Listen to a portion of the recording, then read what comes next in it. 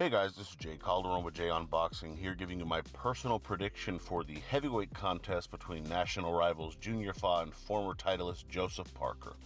And as always, remember this is just my take. Your take can be left down in the comments. I'd love to hear it.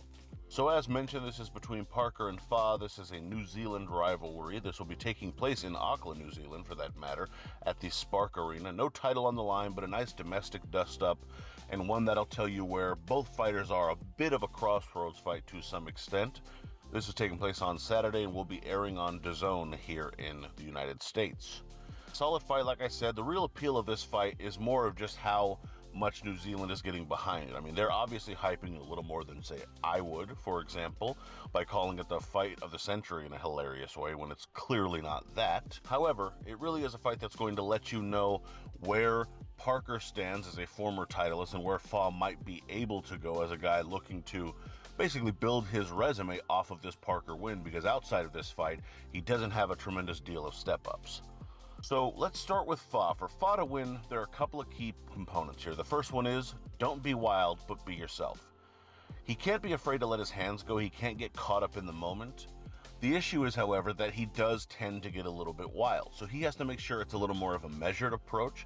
He is facing the best fighter that he has faced. And as a result of that, until he knows what it feels like to be hit by Parker, he has to make sure that he gets more comfortable and relaxed in the fight, and then can start letting more of those combinations and those uppercuts he likes to throw go in the fight. Second thing I would say is he needs to use his size advantage.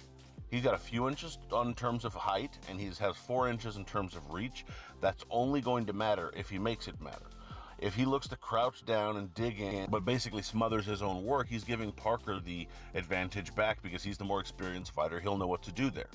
He can, of course, again, throw those things like those uppercuts, but he has to do it in the right moment. Once he's built a little bit of a cushion for himself and the fight's getting a little more, evenly contested, and he kind of has set some of those earlier traps, then it's a lot easier for him to be able to throw those kind of shots up close. And that should occur when in closer. Again, for a bigger guy, he moves fairly well and throws decent uppercuts and body shots for that matter as well. His left hand to the body particularly.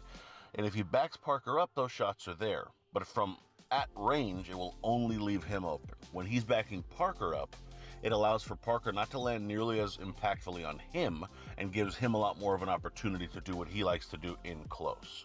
For Parker, I think he needs to start fast and confidently. Don't let Fa get the idea that he belongs in the ring with you. Start strong and make sure you build up a lead that potentially panics the less experienced Fa.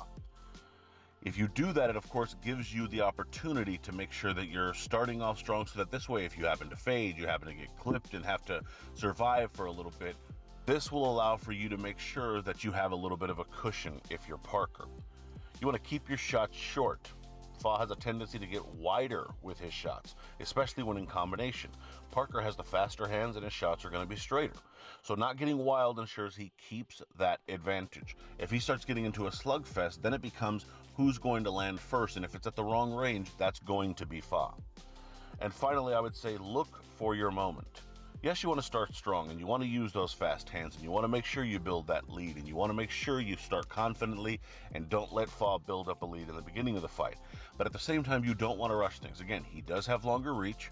He's a decent, solid puncher. He has, more than 50% of a KO ratio. Not tremendous for a heavyweight, but it's respectable. So you want to make sure you don't just rush it and think that because you're the more experienced guy, this is just, it's owed to you. That's not the way it works. You have to make sure that you're setting it up properly. And once it comes with your experience, you'll see it, and then you'll seize that moment. My pick, we've seen our fair share of upsets this month, obviously with Mauricio Lara beating Josh Warrington, and with Oscar Valdez, tremendous performance over Miguel Berchelt.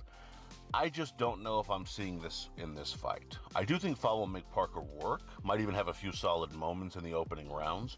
Ultimately, the speed and skills of Parker should allow the former champion to catch his man during exchanges and stop him in the middle frames with his faster hands and his more cunning in the ring from just due to plain old experience. Parker via mid-fight stoppage. In terms of the betting odds, Parker is the massive favorite, coming in at a minus 1250 on some books, and deservedly so. He is the experienced fighter that has shown he belongs at a higher level. Fa, this isn't even a step up. This is ultimately whether or not he belongs, because he's had no step ups prior to this. If you like calling a few long shots, Fa isn't the craziest bet. Again, it's a domestic clash. He could be highly motivated. Who knows? He might even be in more favor with the boxing scene over there and get the benefit of the doubt in a close fight if it goes the distance. You just never know. And at plus 650, a small bet, if you're willing to lose it, could keep the fight exciting for you. Otherwise, a prop bet might be your next best bet if you can find one. My current prediction rating for the year is 2-2-1 with one exact correct prediction. So let me know what you guys think. Let me know your predictions. Would love to hear it down in the comments. Of course, anything from predictions, bets, so on and so forth. Be sure to like, comment, share, subscribe, and follow at jcalderon_job, and you can email me at jonboxing@gmail.com. Would love to hear from you there as well, and until next time.